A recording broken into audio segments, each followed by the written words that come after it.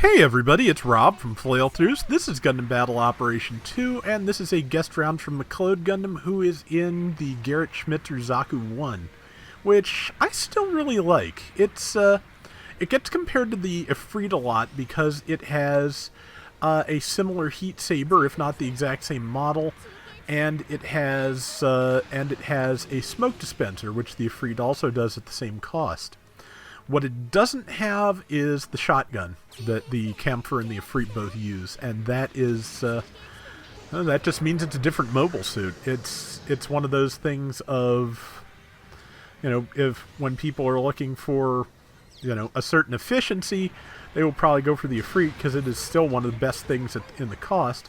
But there's nothing really wrong with the Schmitzer Zaku. The other trick to it, of course, and the one that really, I think, bothers people is it only has one melee swing, but you can do a lot of damage with one melee swing, and I suspect we'll see that here. Okay, Gotcha managed to get him, and let's see. A little bit of damage to the legs, but still got about 7 bars, I think, so not a huge deal. Pixie is headed right for the support, and didn't quite land the attacks, and there's that Gotcha from the sidelines. It uses the Rakaten bazooka that the Domtropin uses, which hits a little harder, as I recall, than the standard Zaku bazooka, but reloads a little slower, as I think. Been a long time, actually. But, yeah, that's its main weapon. I believe it can use other ones, too, but I may be misremembering. It's the one I always like to use with it, though. But, yeah, team is having a really rough start here, as happens to me a lot on this map, especially lately. But, so far, the Easy 8 weapons rack is the only thing left alive from the first wave. And so, let's see, there's the Gotcha. Tagged it pretty hard. Sturmfaust ready. That's the one thing it has that the Ifrit doesn't, is a Sturmfaust. But, unfortunately, getting focused, and the rest of the team is starting to help out. Oh, good Sturmfaust there. Managed to kill one thing and damage another. Always good when you can get twofers. And, let's see, didn't quite land that, but Sturmfaust is almost ready again. Sturmfaust is ready again. And thought he thought that, I'm not sure what that is, was going to keep moving forward, but it did not do so, so there was no good chance for that. So, okay, it was probably just a standard Gundam, because this might have been a Gym 3 also. Because this is a 400 room, that makes this the level 3 Schmitzer Zaku, which, yeah, I like it. Like I said, it's because it occupies all the same costs as the Ifrit that it doesn't get used as often as it might, but it can still do really good work. So, and let's see. Got to figure out where to go next, what to target. That Gundam there looks like a good choice.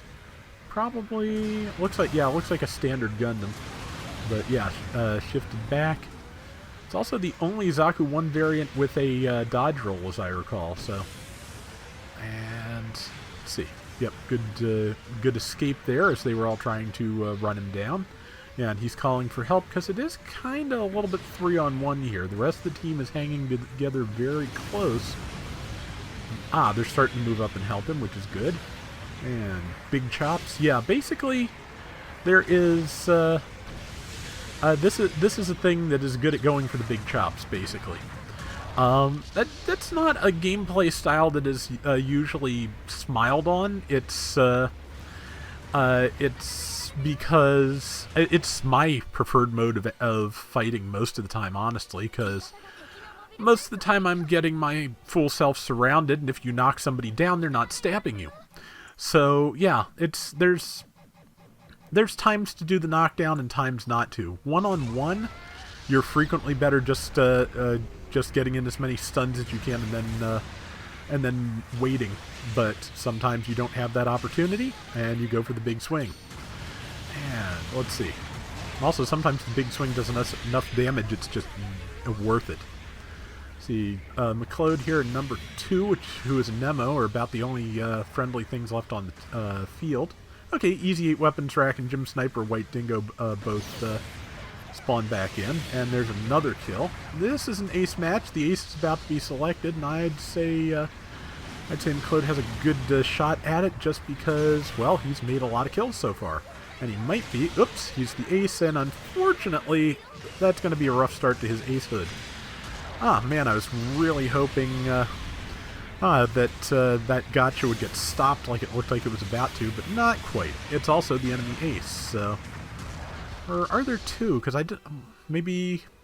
I wasn't quite paying attention, but I wasn't sure I saw an ace symbol over the gotcha's head that stopped him.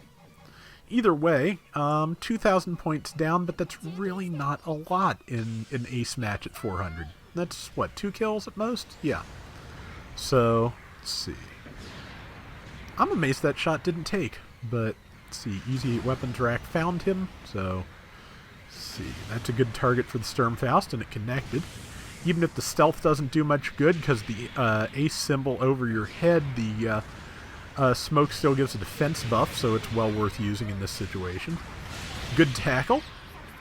And, let's see. Yep, and, of course, one thing, I think I've told this story recently, the reason that you get a full boost gauge after you successfully counter-tackle, good kill there, is because in Gundam Battle Operation 1 that was not the case. Whether the tackle connected or not, your boost gauge emptied. Another good kill there. Yeah, good teamwork here from this group, so that is good. And there is somebody coming in really fast, but yeah, they're not going to last too much longer, I don't think. Yep, team's doing a good job keeping them still. Got the assist, that's worth it. And they've taken the lead back pretty substantially. But yeah, in GBO1, at least in the early days of GBO1, let me say, you lost your whole boost gauge whether your tackle was successful or not, meaning that a support could not successfully fend off any two things. So that was a problem, since in the first game, supports did not always have melee. The nice punches and kicks on the Zaku 1 sniper and the gun cannon, all those, did not exist.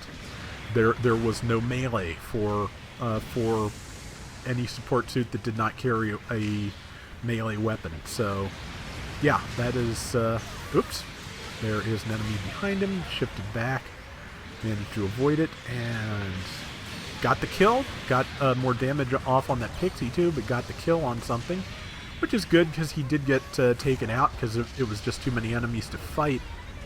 So yeah, this is going pretty well considering. So if his team can just hold out for the last 8 seconds, and or maybe take out the enemy gotcha, they've got it. So be good. Almost, not quite. Oh well. They still held out and they still won the round, so no harm done there. And yeah, very good round. Like I said, I still like this Zaku. It's worth giving a try if you get it. And let's see, yeah, he took top pretty much everything except assists. Half the team's score was him, 87,000 damage, 8 kills and 4 deaths, really nice. So, thank you much for the round, and that is gonna do it for today's Gundam Battle Operation 2. We will be back soon with more, so till next time, everybody take care and have fun. Later! But yeah, I know sometimes I'm using the big swings when it's not the best move, when there's better things I could be doing, but it is, like I said, when I'm fighting multiple targets, which is most of the time it feels like it is one of the best things I can do, so it tends to carry over for me sometimes to dealing with single targets, especially with the Gelgug where I have that whole combo that works pretty well. But that's just me. Your mileage may vary, and I know there's, different approaches to different things, but if that is the kind of play you like, then the Gerhart Schmitzer Zaku is a good one to be trying out.